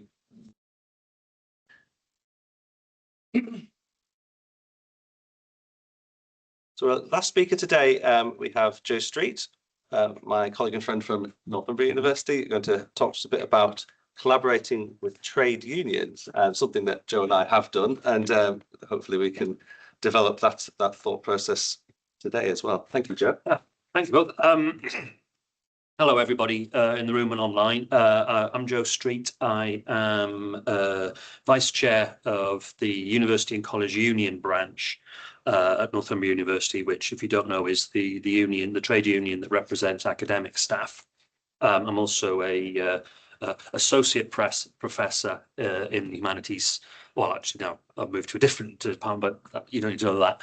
As you can see, I'm a bit keyed up today because there's a lot of stressful things happening at Northumbria. So I do apologise if sometimes I run a bit fast and sometimes I run a bit slower, or appear a little bit discombobulated. We have redundancies going on. I'm supporting trans members with the horrible news last night about the toilet ban. I'm supporting members through redundancy, and just to cap it off, my daughter, who has special educational needs, is in the middle of her GCSEs, so it's kind of everything's going on. And then I had some coffee, which probably didn't help. Okay, so I think what I wanted to start with was kind of almost selling the trade union to parents and carer networks. Have I said something wrong, or is that no, the university? That's not the university coming to get me. Said something. But I was really gratified with what Anna was saying at the start about the ideas about small wins. That's one of the things that we're trained to do is collect those small wins. Don't just go for the massive big things that the press notices. And also this idea of care with members. That's something that's very important to me. That we don't just focus on policy wins. We focus on caring and well-being and so on. And then also the really important statement that you made, Anna, about means not being separate from ends, which is kind of baked into the training we get as trade unionists about the process of organising itself being a success, and that being as important as whatever comes out of whatever activities you do. So those are really helpful, which kind of detracts a little from we're on the same side. But I hope you get a sense from what I'm saying here that trade unions and parents and carers networks are both invested in these key issues. You know, we want people to be happy at work. Well, notwithstanding the fury that we all feel about living under capitalism on a daily basis, but being happy at work is kind of an important thing for us. We want to make the workplace a happy place. We want better terms and conditions. You know, we're in a historical epoch where workers' terms and conditions are being chipped away at, sometimes destroyed. And one of the things that we're always trying to do is push back. And the things I've worked quite a lot with Mark on are about making things better. Similarly, we want to support staff. You know, I'm currently supporting staff who need an awful lot of support because of the awful things that are happening, not just in the workplace, but around the world in general. And you know, I've certainly benefited from the conversational space that Mark and I have had in the Fathers Network, which sometimes is just the two of us talking about our problems and so on. But also the trade union, and I've just noticed I have a bit of slippage with the word we.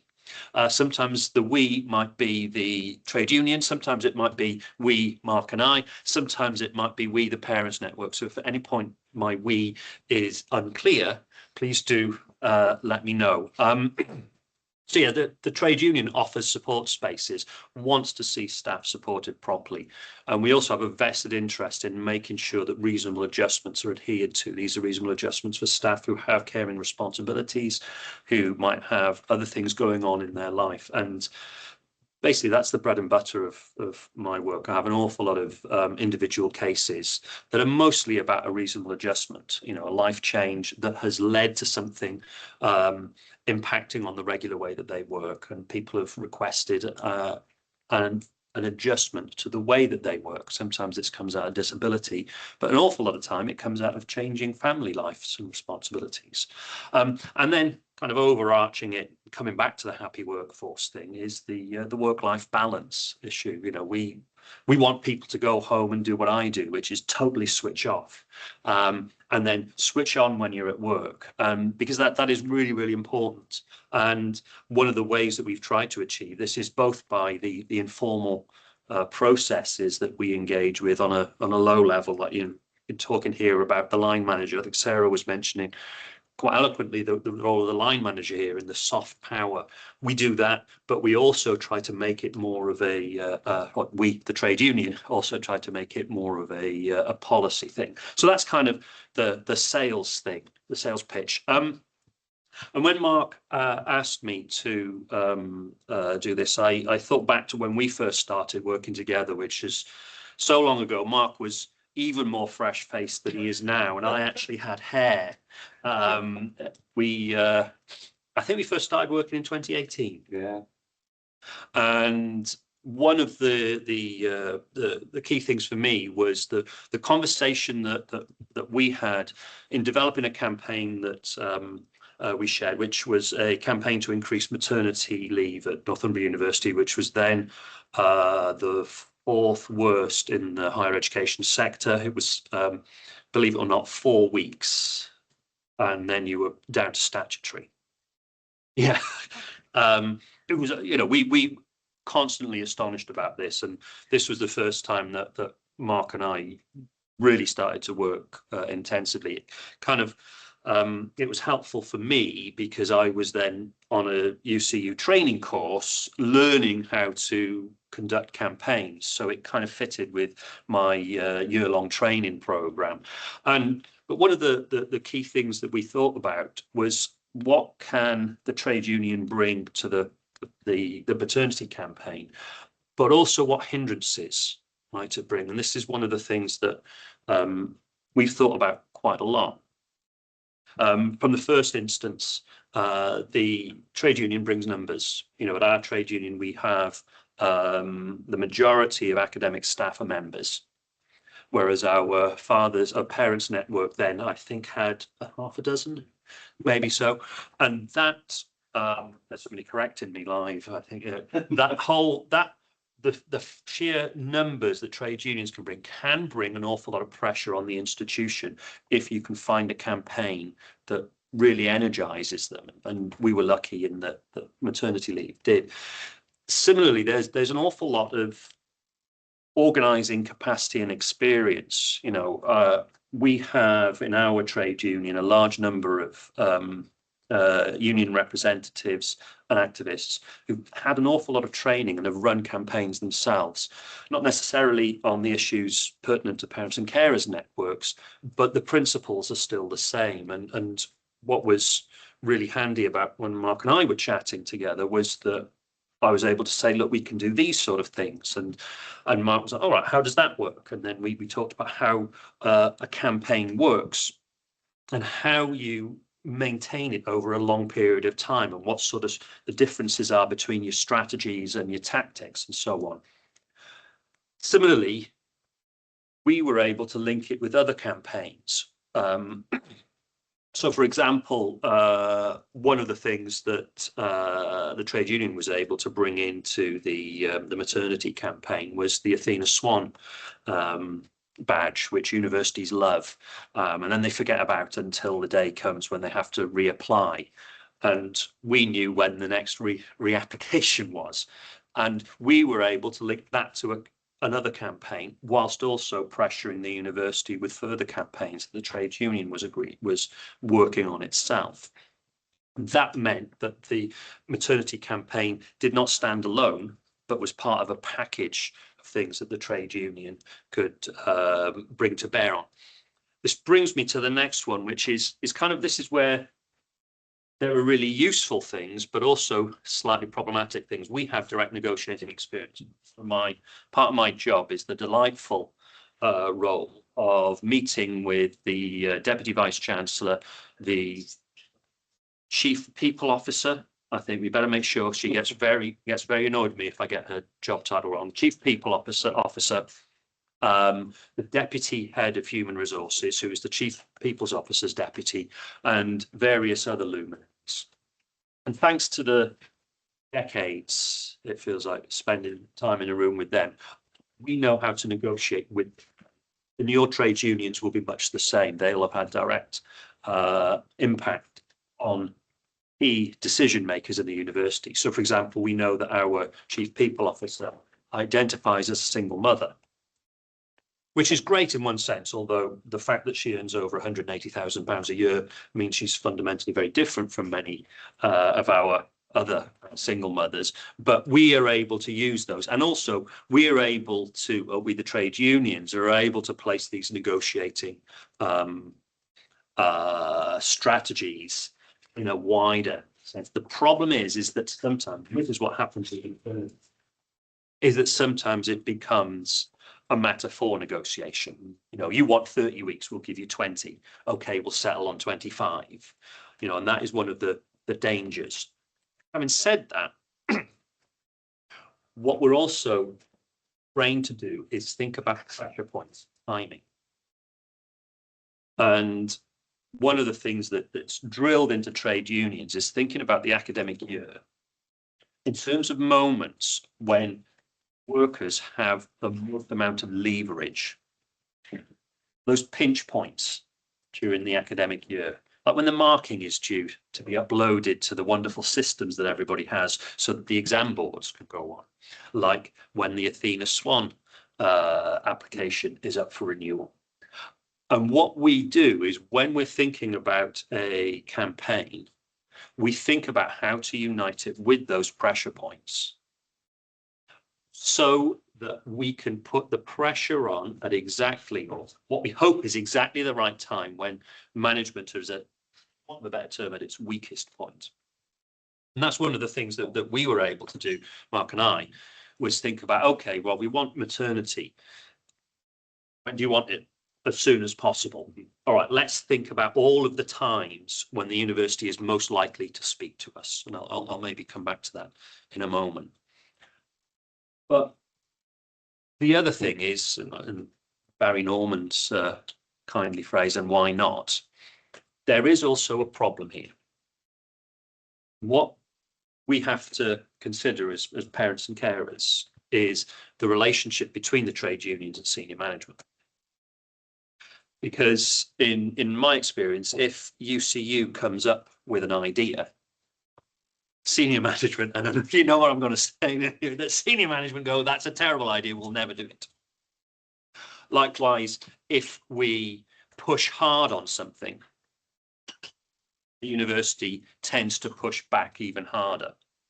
So one of the really useful things that I found in Mark and I's relationship was thinking about the times when it was best for something to come from the parents group, and then when it was best for it to come from UCU or the trade unions. So one of the things that I've gone on to the next one. No, oh, that's, yeah, I've already, oops. point of that. I'll come on to that in a moment. But the theory is that I think somebody mentioned was it your paper, Anna, about the staff networks being an in-between, like a liminal organisation in between the staff and the formal trade unions, which means that the parents groups possess an awful lot of soft power.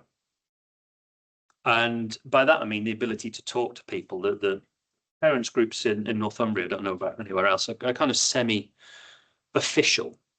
And in that respect, you as or me as a member of the parents group is able to speak to senior management with a certain bearing and have them be nice. This kind of contrasts with the hard power of the trade union, which is often expressed as, if you don't do this, we're going on strike. Obviously, it's a little bit more subtle than that, but you know, I hope you let that slide. So one of the things to think about in these campaigns is, at what point do you think soft power works? At what point is hard power necessary? And that does bring me to the next slide. So I just want to talk a little bit about our experience.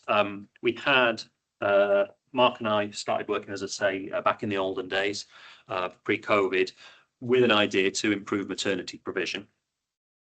We also, within that, wanted to improve paternity provision as well, which was then, was it 1 week then? Yeah, 1 week. 1 week. And one of the ways, one of the ways that we did this was by utilising the hard power of the trade union, which was in submitting a formal claim.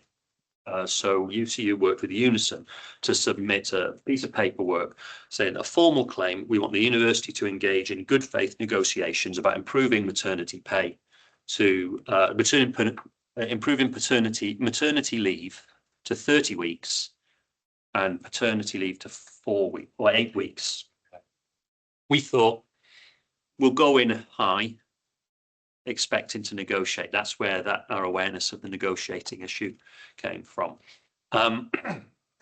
We were aware that, like I say, the Athena Swan revalidation was up, and the university had found out that it was likely to lose its bronze medal because it was, yeah, there's a few people, those who are in the room, there are a few people gasping and showing their disdain for this. The university was desperate to get a silver medal.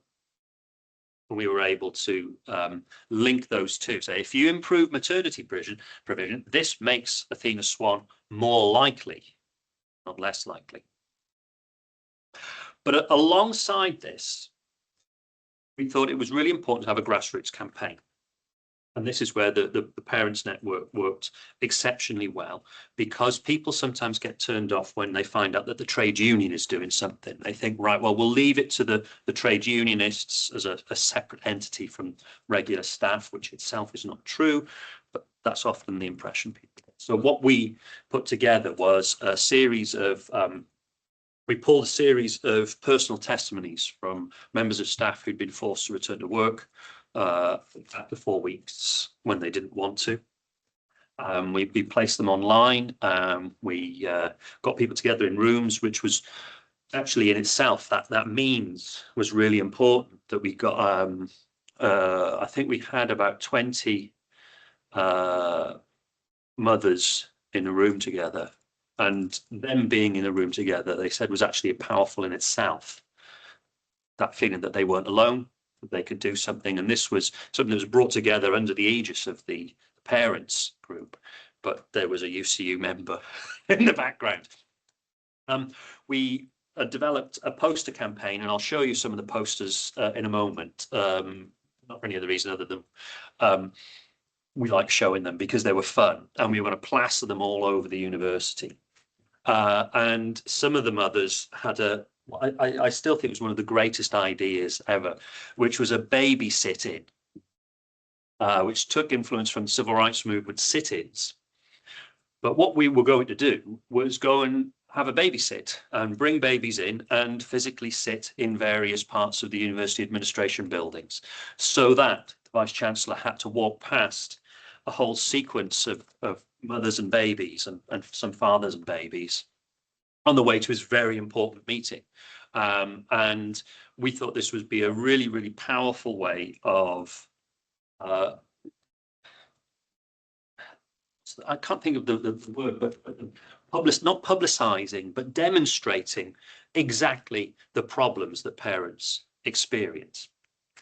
Unfortunately, as I say in the slide, it was interrupted by COVID, and so we couldn't have babysittings, we couldn't have the protests that we were hoping to engage in. But what we did do was plaster a load of posters around. Happily, the Athena Swan revalidation was on, so we shifted focus, and this is where the trade union came in, to the formal negotiation procedure, which ended up with us agreeing, I think, 26 weeks, making the university, I think, the second best. It's very high up in the higher education institutions for its provision of maternity leave. Unfortunately, the paternity leave got negotiated down to 4 weeks, which is still not terrible, but this fed in an informed and ongoing paternity campaign that I think has been going on for about 5 years now. And every time Mark and I get together, we're going to do this, some other horrible thing turns up. Before I go, these are some of the posters that we put together, you know, great ways of illustrating the gulf between the cost of the parental leave policy that we'd costed and the university income. What we did here was we made sure that UCU's logo was everywhere. And the reason I did this was that this would give Mark in the parents group room to say, Joe Street has gone rogue. I told him not to do this. I wanted us to have like nice conversations, but Joe was there. We've got to do this. We've got to make people feel guilty. This is the final point I'd like to make. The thing is with trade union negotiators is, I think I've got one more. This is the one I really like. We were going to have the old, do you remember the old Athena poster of the topless man with a child, but we thought it's probably a bit out of date nowadays. But anyway, thing is with trade union negotiators, especially if you're in a branch like ours, they like nothing more than doing something that will piss off management. So when you have the parental leave campaigns and your carers campaigns, it's perfectly acceptable to say that we want to say something horrible to the university, but we don't want to say it ourselves. There will be a trade unionist who will jump at the chance. I adored the times when I was able to sit in front of the chief people officer, single mother, saying that it was right that other single mothers should only have 4 weeks pay, and say to you, how does that make you feel, chief people officer's name, to be denying fellow single mothers a dignified maternity leave? And she was horrified, you know, but eventually I think it got through. And that's where we can be the bad guys, the trade unions. And that gives you a lot more leeway as a parent and carers networks, like I say, to say, oh God, the union's gone mad again. That's always a nice position to end at. So sorry, I've talked a bit longer than I wanted to. That's a consequence of caffeine and stress and all of the other things. But I hope I've given you some ideas there about how you might do something similar to what Mark and I did all those years ago. Thanks, everyone.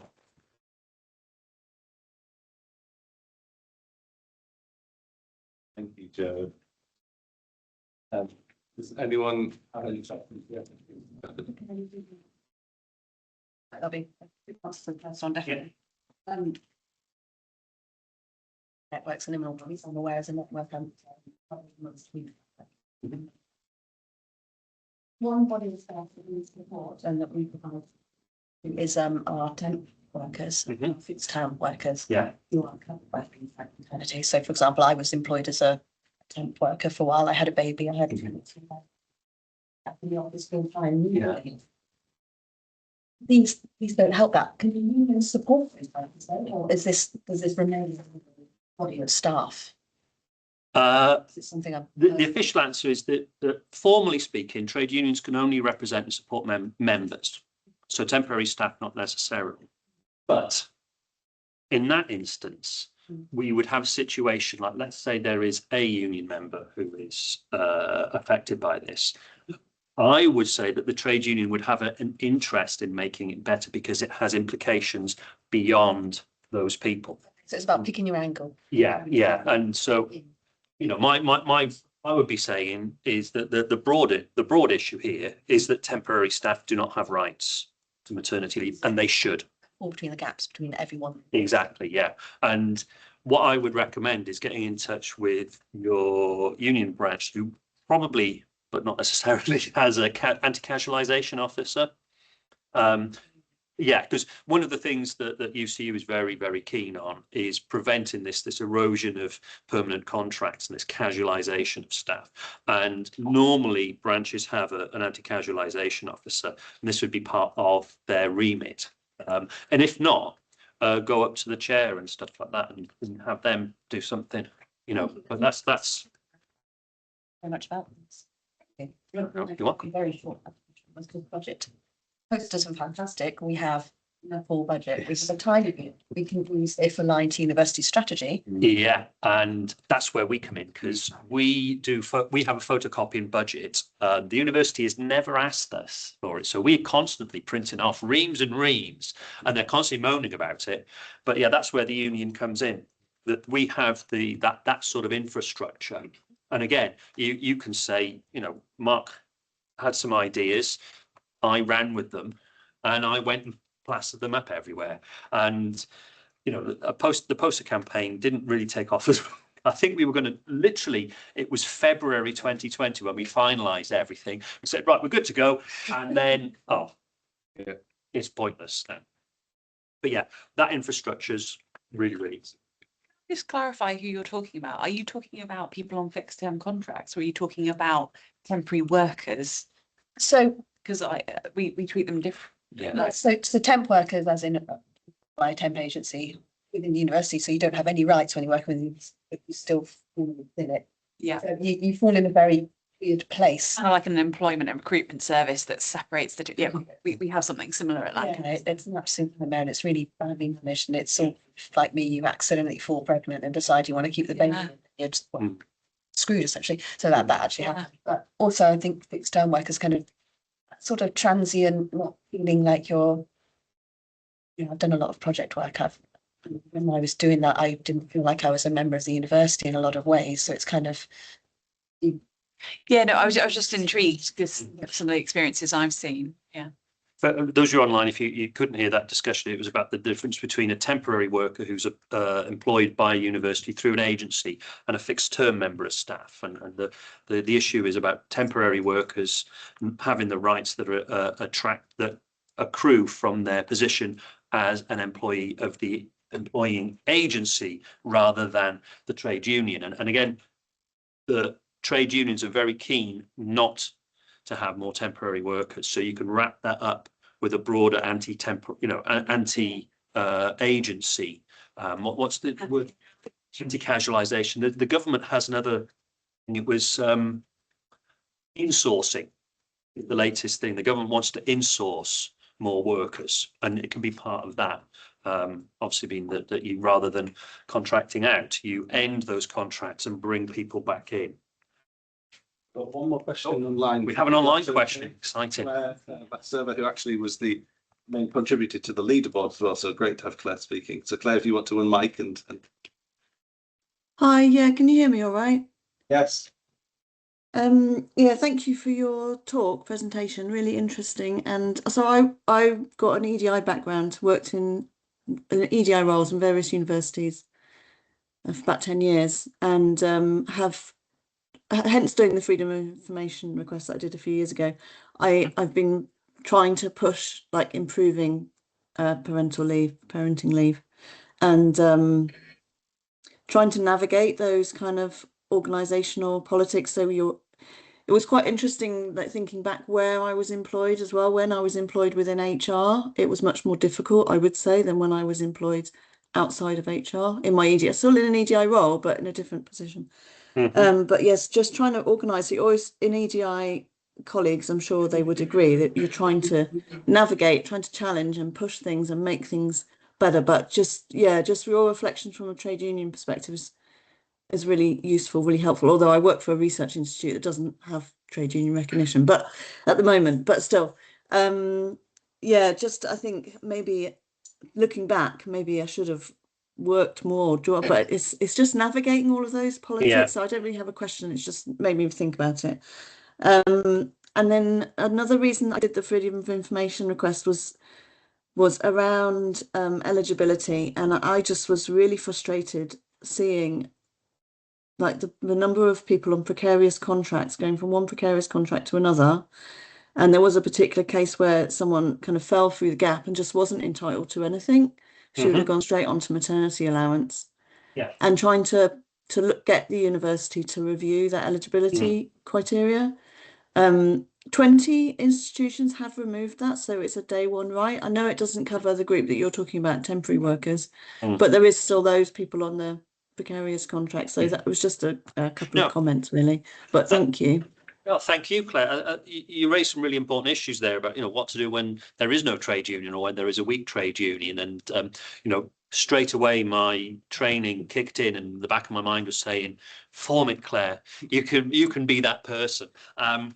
But yeah, it does take people who understand those institutional frameworks and the way that the institutional works to help. And that's one of the things that I really benefited from in the campaign that I worked with Mark, was that taught me an awful lot, and it taught us an awful lot about how the institution works. And one of the things I was thinking about when you were just saying that was that the university very rarely, or our university, and it probably was the same in your research institution, won't give out anything for free. It always sees as a quid pro quo. So I've just remembered that the negotiations over paternity and maternity leave ended up with the university saying, well, because we've given you that, we're taking away some of your rights to sick leave. It turned out to be something that didn't affect a lot. We analysed it. It worked out. It affected 1 or 2 staff members, because these were people who were on sick leave for a long period of time. But that's one of the lessons that we've learned. And in terms of precarity, eligibility, and so on, especially now that universities keep people on those almost semi-permanent precarious contracts, like year after year after year, we always have in the back of our mind that once somebody has been at a place for 4 years, they have the right to be treated the same as a permanent employee. Now, it doesn't mean that their contract should be converted to a permanent contract, but that means they should have the same rights. And my reading of it is that with these rights to leave, paternity leave, sick leave, and so on, that those rights are part and parcel of that. So a precarious staff member, if they've been there a long time, as some of them may have done, should have those rights. Now, I know it's cold comfort for those who are new, but it's this was someone who'd moved between institutions. So right. Because obviously there's a lot of, but there are universities recognising that, right? If 20 universities have removed that eligibility criteria and made day one right, they're recognising. Hopefully, it's because they're recognising that precarity moving between institutions, and that maybe that's something we can push. For others, I certainly think it is, because these are the sort of information that's kind of useful for us, because I'm going to go back now and find out whether we have that day one rights, and then having that knowledge, there are 20 other HEIs that do acknowledge this. We can use that to put pressure on, which comes back to, I think, what Alex, you were talking about the external networks and how we can provide these PACT things, can provide a forum for all of us to get together and pool resources. So thank you, Claire. Thank you. I'm conscious of your time as well, Joe. So I've got another hour before I have to go and represent somebody. Anyone else have any final questions? Yeah, I'm curious. Just, those numbers are from 2018, 19. Yes. Given sea change, both sectoral and macro circumstances since then, how has the union tend to adapt? And it seems like none of these trends would have done anything to improve union power. Essentially, we're in the question was about the changes in university income and the AI, all these other. What we have found is that university income level now is now at 320 million pounds. So income keeps on going up. Expensive. It's expensive. The big thing at Northumbria is the cost of staff, as if we don't bring any benefit. So it is difficult, and we are in a position where the university, when we put together claims for things like paternity leave, wants to rob Petra to pay Paula, and it is difficult. But we still have to push these things. And the thing that we pushed particularly is that if you look at the difference between a humane parental leave policy, which was the maximum we worked out, we got the figures of how many people had taken maternity leave, added a few on the grounds that a few people more would take it if it was generous enough, and then cobbled together a figure that was 0.06 of income. And we can say that these are small wins, back to that don't cost very much.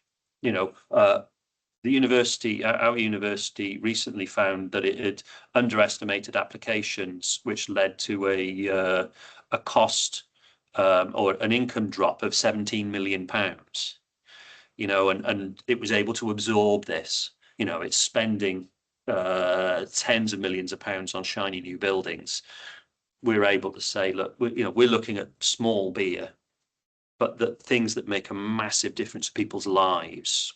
And my final point here, I'm getting off topic, is that we recently had a discussion about buildings versus staff, and the chief people officer was asked a question like, this new building isn't going to mean much to somebody who's going to be made unemployed in December.